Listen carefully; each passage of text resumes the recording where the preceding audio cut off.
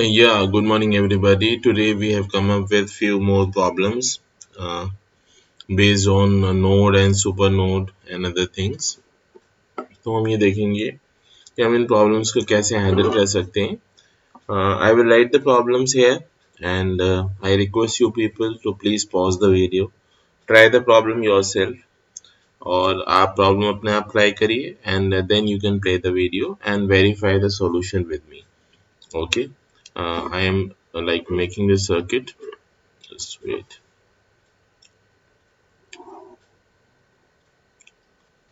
Get this something like this.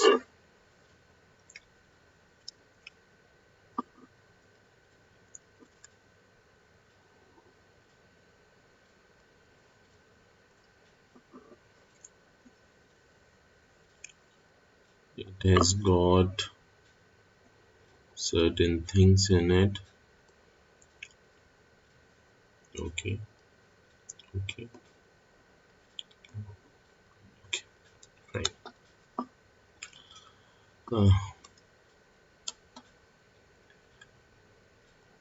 एक resistor आ रहा है इसके अंदर.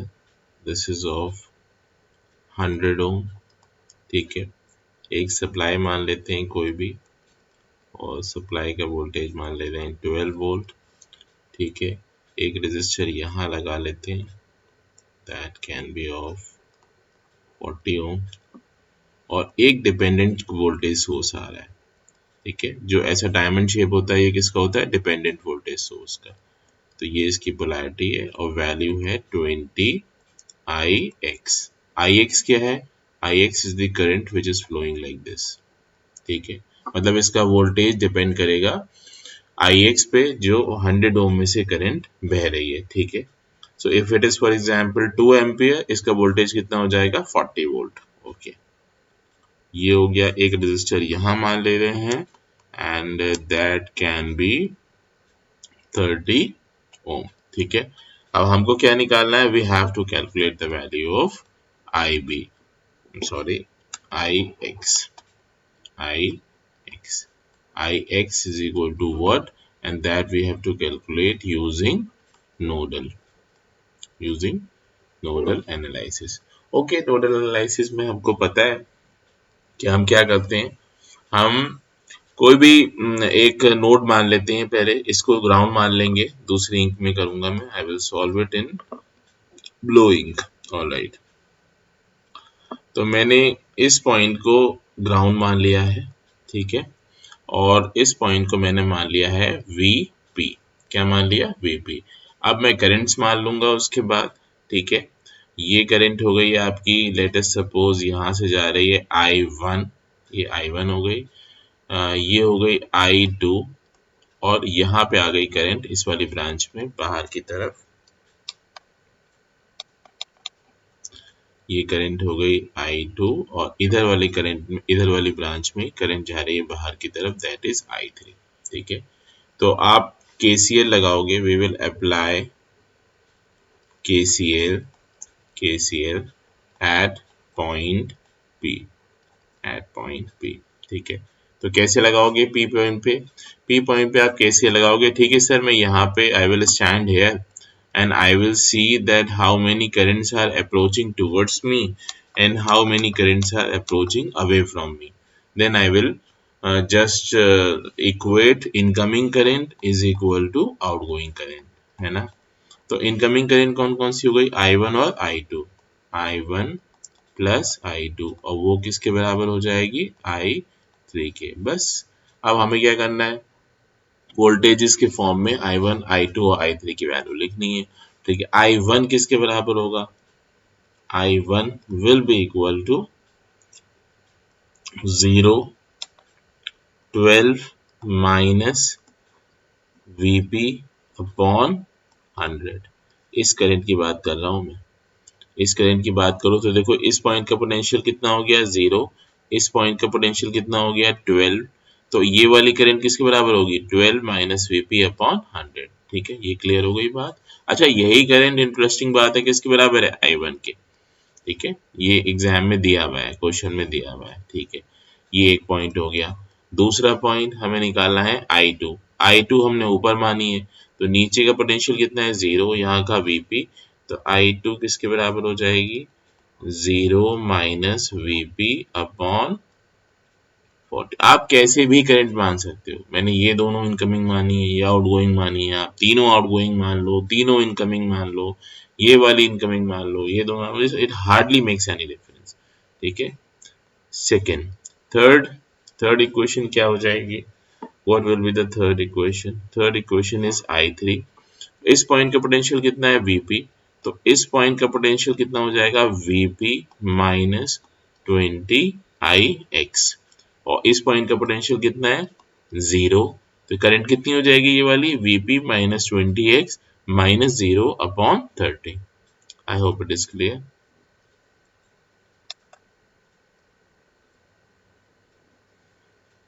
I3 की अगर हम बात करें तो I3 हो जाएगी Vp minus 20Ix minus 0 upon 30। ये हो जाएगी इक्वेशन 3। अब हम क्या करेंगे, substitute 1 2 and 3 in equation number 4। 4 में हम पुट कर देंगे। What is equation number 4? ये इक्वेशन नंबर 4 है।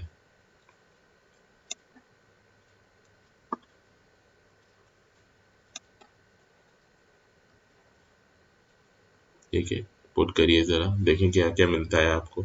I1 रखिए,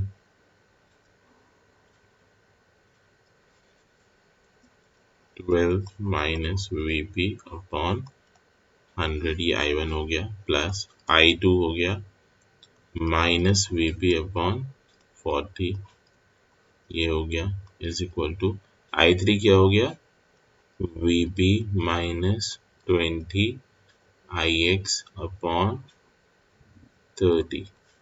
अब ये इक्वेशन मेरी कंप्लीट हो गई है।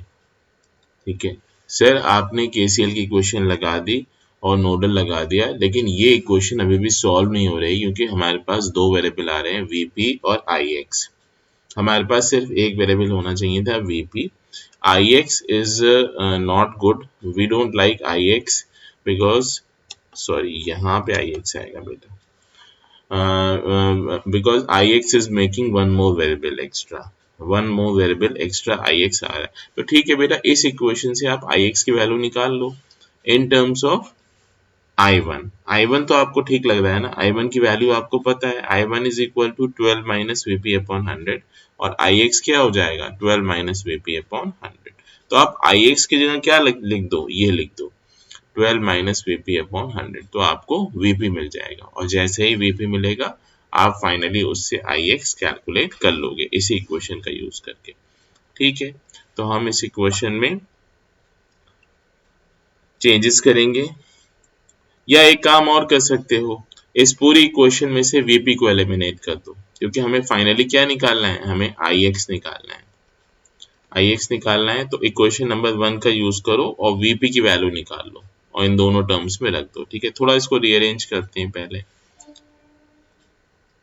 12 minus Vp upon 100 minus Vp upon 40 is equal to Vp minus 20 Ix upon 30।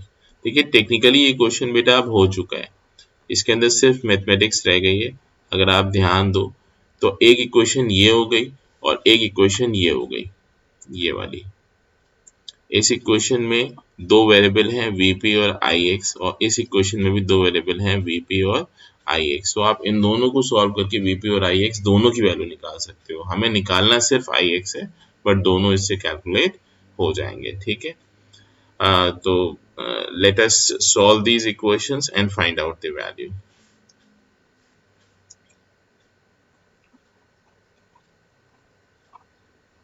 ये हो गया ऐसे।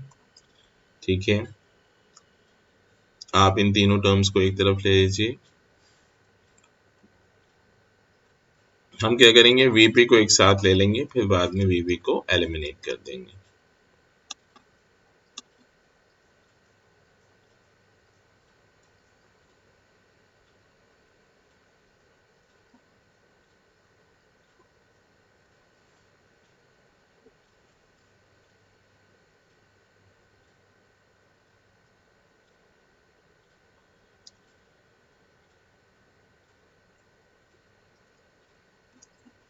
इसको भी थोड़ा एडजस्ट कर लीजिए।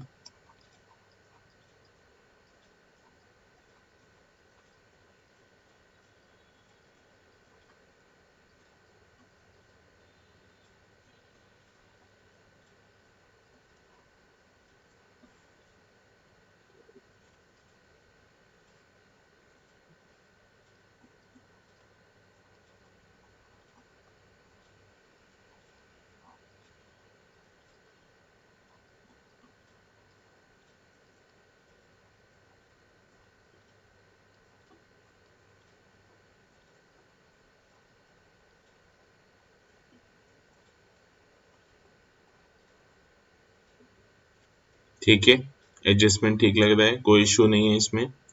अब क्या करेंगे, वीपी की वैल्यू निकालिए। वीपी की वैल्यू यहाँ से निकालेंगे आप, तो VP will be equal to 100 ix, 100 ix, 12 minus 100 ix, 12 minus 100 ये वैल्यू सब्स्टिट्यूट कर दीजिए, 12 माइनस 100 ix।